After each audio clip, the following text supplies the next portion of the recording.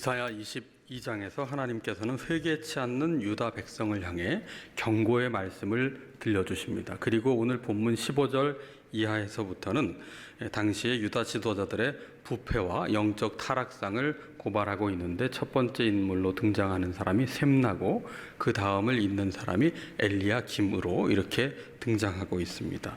지금까지는 주로 나라에 대한 죄악을 경고하셨다면, 오늘 본문에서는 구체적으로 두 사람의 정치 지도자지요, 개인의 죄악에 대한 경고의 말씀을 지금 들려주고 계신데, 먼저 셈나라는 인물이 등장합니다. 15절을 보시면 주 만군의 여호와께서 이르시되 너는 가서 그 국고를 맡고 왕궁 맡은 자 셈나를 보고 말씀을 전하여라. 이사야에게 그렇게 말씀해 주세요. 이 셈나는 당시 국고를 맡고 왕궁을 맡은 자다. 매우 높은 자리에 있었던 인물임을 알 수 있는데, 성서학자들은 말하기를 왕 다음의 자리를 차지하고 있던 2인자였을 것이다. 셈나의 자리는 대단한 영향을 끼칠 만한 그런 자리였던 것이지요. 그런데 이 셈나에 대하여 이사야를 통해 경고의 말씀을 들려주시기를 17절에 나 여호와가 너를 단단히 결박하고 장사같이 세게 던지되, 18절입니다. 반드시 너를 모질게 감싸서 공같이 광막한 곳에 던질 것이라. 그 까닭은 주인의 집에 수치를 끼쳤기 때문이다. 이렇게 말씀해요. 마치 그 야구 선수가 공을 힘차게 던지듯 그렇게 셈나를 맹렬히 던져서 광막한 곳 아수르에 던질 것이다. 그렇게 말씀합니다. 왜 셈나에게 이런 경고의 말씀을 하시느냐? 셈나의 죄에 대한 실상을 16절에 보시면 이렇게 고발하고 있습니다. 네가 여기와 무슨 관계가 있느냐? 여기에 누가 있기에 여기서 너를 위하여 묘시를 팠느냐? 높은 곳에 자기를 위하여 묘시를 팠고 반석에 자기를 위하여 처소를 쪼아내었다. 지금 이 유대 나라는, 남유다는 아수르의 공격 앞에 풍전등화의 위기에 처한 상황인데, 이 셈나의 자리는 지도자입니다. 정치 지도자입니다. 백성들을 어서 깨우쳐서 하나님께 돌아가도록 이 백성이 살고 나라가 살 길을 찾아야 함에도 불구하고, 오히려 자신의 그 자리, 자신의 힘을 이용해서 화려하고 멋진 반석으로 된 묘실을 파고 있었다. 묘실은 사실 살아서 들어가는 곳은 아니잖아요. 죽은 후에 들어가는 곳입니다. 그런데 이 묘실이 왜 중요하냐 하면, 자기가 살아생전에 누렸던 업적과 그 이름을 후대까지 계속 남기려는 것이 이 묘실을 크고 화려하게 만드는 목적 아니겠어요? 그 이집트의 피라미드 같은 경우 보세요. 그게 죽어서 들어가는 곳입니다. 그러나 자기가 마치 살아있는 신처럼 그렇게 추앙을 계속 받으려고 어마어마한 규모의 그런 묘실을 만든 것이 피라미드 아니겠어요? 그러니까 셈나의 착각이 여기 있습니다. 자신의 힘으로 얻은 자리인 줄 알고 하나님을 대신해 백성을 섬기고 깨워야 할 그 사명을 감당하지 못한 채 자신의 영광만을 추구하고 있었다. 그러니까 하나님이 맡겨주신 자리를 자신의 영광 그리고 자신의 욕망을 추구하는 데 사용하면서 자신을 마치 하나님처럼 높이려 했다는 것이 이 셈나라는 지도자의 죄였습니다. 셈나가 왜 이렇게 타락을 했을까? 하나님을 몰라서였을까요? 아니에요. 하나님을 알았지만 하나님을 더 이상 생각하기를 거부했던 겁니다. 하나님을 마음에 두지 않았어요. 하나님을 망각해버린 겁니다. 하나님을 더 이상 인정하지 않은 거예요. 그래서 자기 자신을 하나님처럼 높였던 겁니다. 그래서 그 셈나는 그 영광스러운 자리에 있었으나 하나님이 하루아침에 추락하게 하신다. 자, 이제 셈나는 그렇게 추락을 했어요. 그리고 나서 뒤이어 등장하는 인물이 누구냐면 엘리야김입니다. 하나님은 그 자리를 엘리야김에게 맡겨요. 20절에 보면 그날에 내가 hil기야의 아들 내 종 엘리야김을 불러 네 옷을 그에게 입히며 네 뜰을 그에게 띄워 힘있게 하고 네 정권을 그의 손에 맡기리니 그가 예루살렘 주민과 유다의 집의 아버지가 될 것이며, 22절에 내가 또 다윗의 집의 열쇠를 그의 어깨에 두리니 그가 열면 닫을 자가 없겠고 닫으면 열 자가 없으리라. 23절에 못이 단단한 곳에 박힘같이 그를 견고하게 하리니 그가 그의 아버지 집의 영광의 보좌가 될 것이다. 아주 엘리야김에게 귀한 사명을 맡겨주십니다. 여기서 볼 때 지도자에게 가장 중요한 자질이 있어요. 성경을 기준으로 본다면 지도자에게는 그 어떤 탁월한 능력이나 어떠한 것보다 더 중요한 게 있어요. 그 한 가지는 뭐냐면 하나님께 붙들린 지도자가 되어야 한다는 겁니다. 다시 말해서 하나님의 은혜를 입은 일꾼이 세워져야 한다는 거예요. 우리도 마찬가지입니다. 어떤 자리에서 무엇을 하든 우리가 기억해야 될 것은 하나님께 보냄을 받은 청직이라는 사실이에요. 우리가 사업을 하든 우리가 직장 생활을 하든 우리가 교회에서 어떤 봉사를 하든 가정에서 사회에서 이웃에서 어떤 역할을 맡았든 우리는 하나님의 선한 뜻을 이루는 청지기가 되어야 합니다. 그럴 때 우리가 하는 일이 우리의 영광을 드러내는 일이 아니라 하나님의 영광을 도모하고 드러내는 일이 되기 때문이죠. 자, 이제 이렇게 타락한 셈나의 추락 이후에 하나님의 은혜를 입은 엘리야김이 희망의 지도자로 세워졌는데, 그러나 여호와의 종 엘리야김도 이상적인 완전한 지도자가 될 수는 없었습니다. 24절 이하를 보면 그의 아버지 집의 모든 영광이 그 위에 엘리야김 위에 걸리리니 그 후손과 족속되는 각 작은 그릇 종지로부터 모든 항아리까지니라. 그런데 25절에 보세요. 만군의 여호와께서 이르시되 그날에는 단단한 곳에 박혔던 못이 사그리니 그 못이 부러져 떨어짐으로 그 위에 걸린 물건, 백성들을 말하죠, 부서지리라.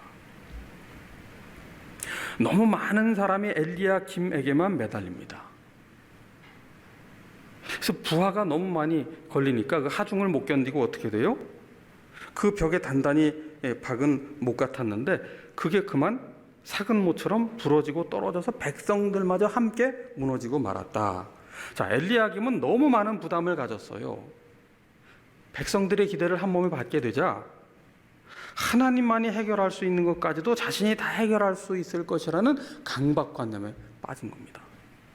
내가 다 해결할 수 있을 것이라는 의식에 빠졌어요. 내가 뭔가 보여줘야 된다는 착각에 빠지게 된 겁니다. 또 백성들은 어때요? 하나님께 기대해야 될 마저도 엘리야김이 다 해줄 것이라고 그렇게 과도한 기대를 쏟은 거지요. 엘리야김이라는 인간 지도자가 하나님을 대체해버린 상황이 되었습니다. 그래서 열광과 환호 속에 백성들은 전부 엘리야김을 추앙하며 그 엘리야김에게 다 그 인생을 걸어버린 겁니다. 그래서 결국은 그 못이 부러져 떨어지고 다 무너지게 됐다. 엘리야김도 백성도 모두 한꺼번에 부러지고 무너지게 되었다. 여러분, 이 셈나와 엘리야김의 이 모습을 통해서 우리가 발견하게 되는 게 있어요. 진정한 지도자는 누구냐? 오직 한 분, 하나님이세요. 온전한 지도자는 오직 한 분, 하나님 외에는 없습니다. 하나님께 희망을 두어야 되는 이유예요. 하나님을 목자로 고백하며 따라야 될 이유가 바로 여기에 있는 겁니다. 믿음의 사람은 누구를 뜻합니까? 하나님이 목자 되심을 인정하고 따르는 사람입니다.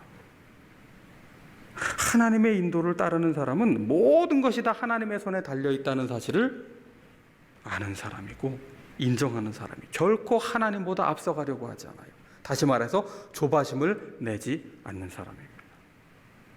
조바심을 내게 되면 어떻게 돼요? 우리가 불안해져요. 걱정이 앞을 가립니다. 안절부절하게 되고요. 가만히 있지를 못합니다. 그런데 하나님을 신뢰하는 사람은요, 조급해하지 않아요. 기다릴 줄 알아요. 인내할 줄 압니다. 그런데 그 인내하고 기다릴 힘이 어디에서 주어지느냐? 그냥 주어지는 게 아니에요. 기도를 통해 하나님과 맞닿아 있을 때에만 기다릴 수 있거든요. 80년대 불렀던 복음성가 중에 오늘 집을 나서기 전 기도했나요?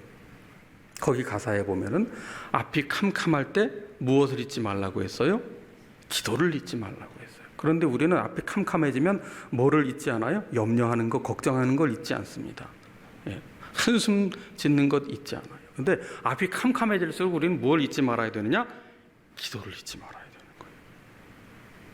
하나님을 목자로, 인도자로 고백하는 사람은 결코 인생을 감으로 살지 않아요. 인생을 촉으로 살지 않습니다. 느낌으로, 감정으로, 자존심으로, 이익에 따라, 상황에 따라 반응하지 않아요.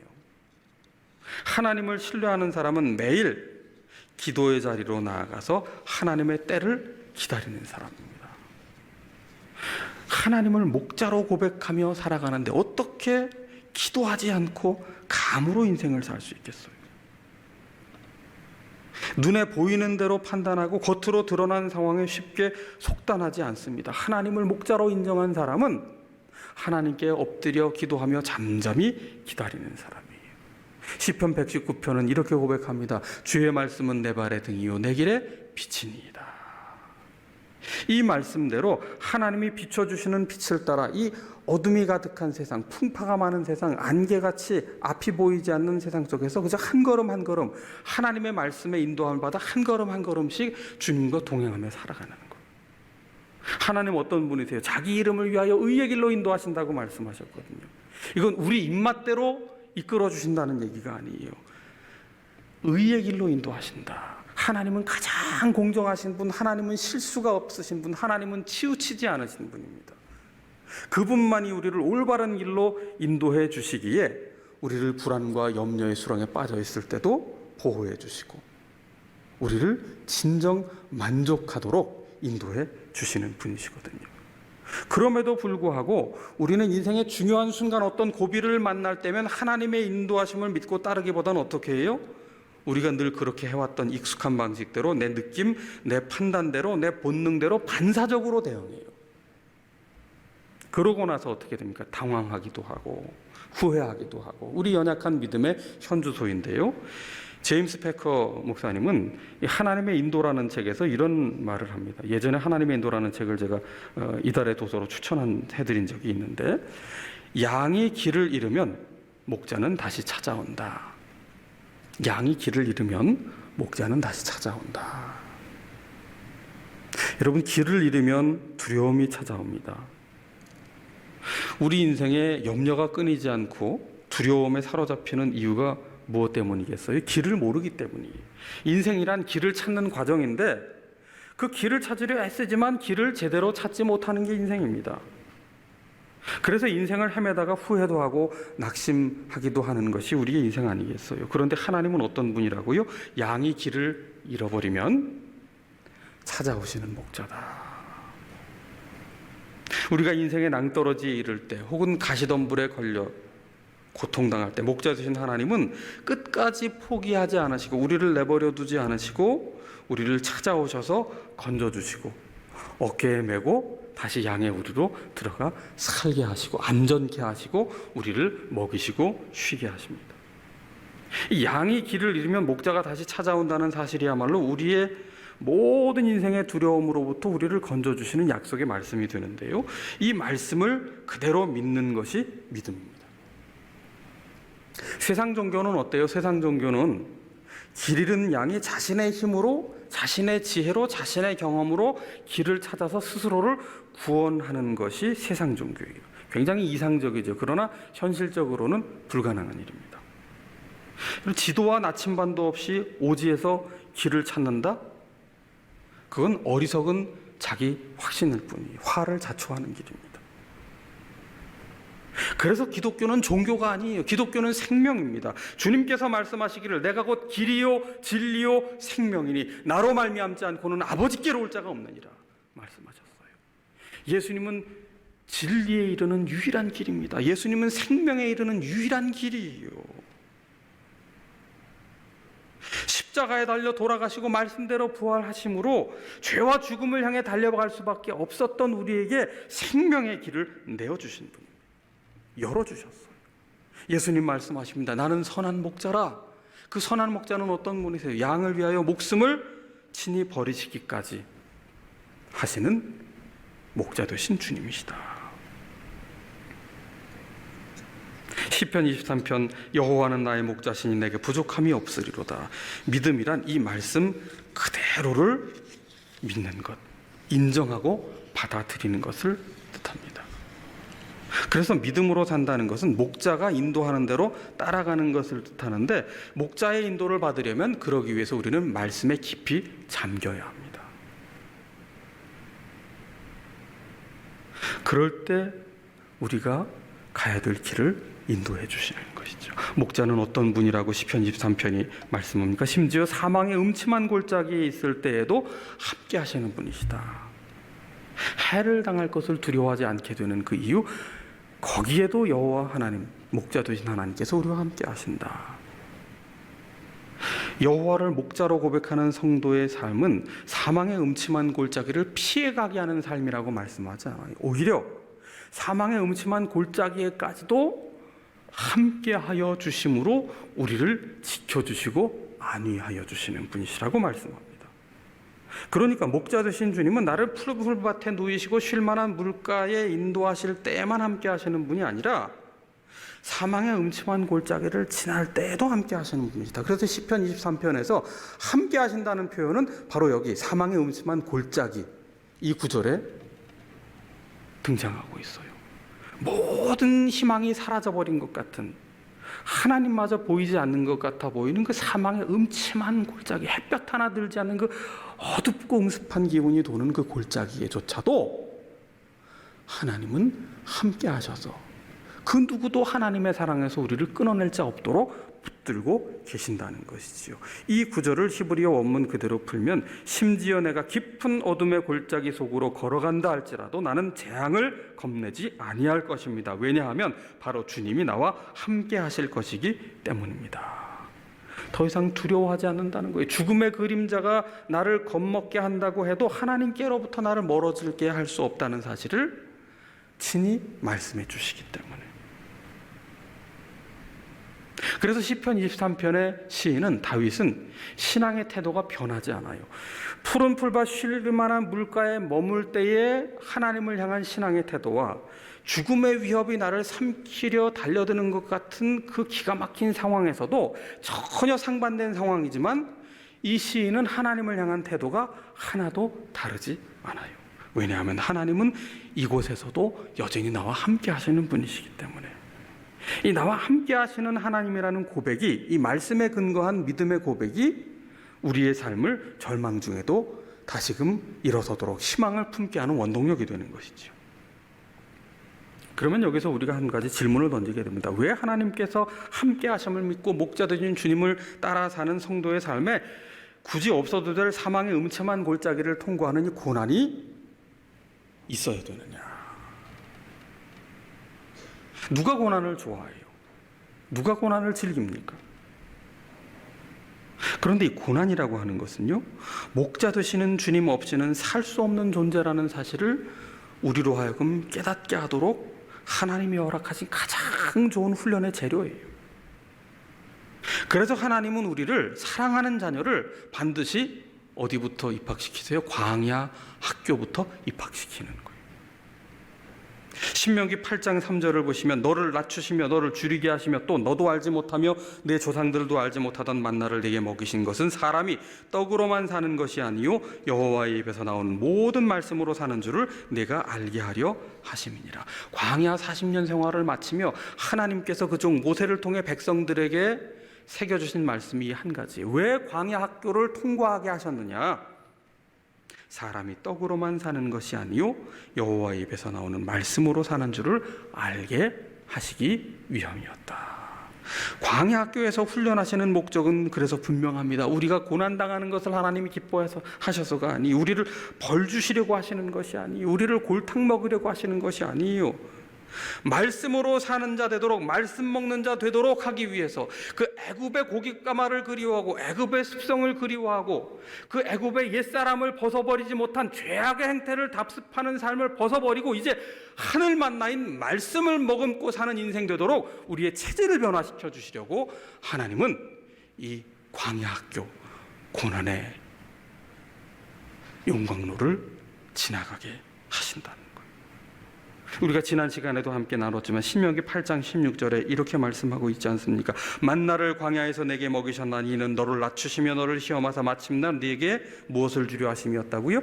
복을 주려 하심이었느니라. 그래서 이어지는 신명기 8장 18절에 보면 내 하나님 여호와를 기억하라 이렇게 말씀하고 있어요.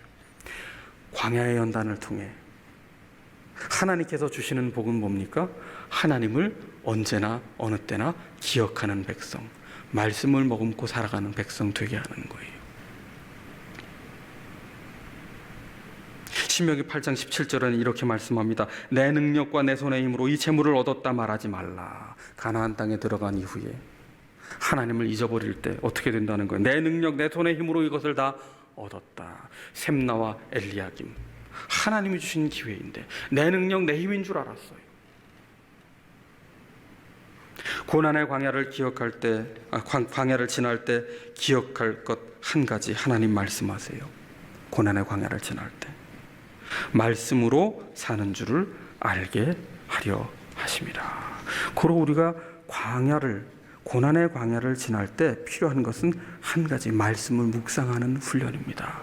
말씀을 붙드는 훈련입니다. 말씀을 머금는 훈련입니다. 매일의 일용할 만나, 일용할 양식을 먹는 거예요. 그 말씀의 핵심이 뭡니까? 주님께서 나와 함께 하시며 동행하신다는 것이죠. 우리가 말씀에 깊이 잠길 때 성령님은 우리를 도와주세요. 하나님의 뜻을 분별하게 하시고 부르심에 응답하는 자녀 되게 하시고 믿음이 굳세게 하여 주시고 모든 상황을 견디며 살아갈 용기를 우리에게 선물로 주십니다. 용기가 뭘까요? 어떤 분이 용기를 이렇게 해석하더라고요. 반복되는 일상을 견뎌내게 하는 힘이다. 반복되는 일상을 견뎌내게 하는 힘이 용기다. 참신한 해석입니다. 용기란 내가 상대조차 하지 못하고 쳐다보지도 못할 만한 그런 골리앗 같은 원수와 싸워 무너뜨리는 것도 물론 용기입니다. 감히 시도할 생각조차 하지 못했던 일을 추진해내는 것도 용기입니다. 그런데 이런 것은 다 우리가 남 얘기로 여기잖아요. 성경 속 얘기로 여기잖아요. 나와는 전혀 상관없다고 아예 마음을 닫아버리잖아요.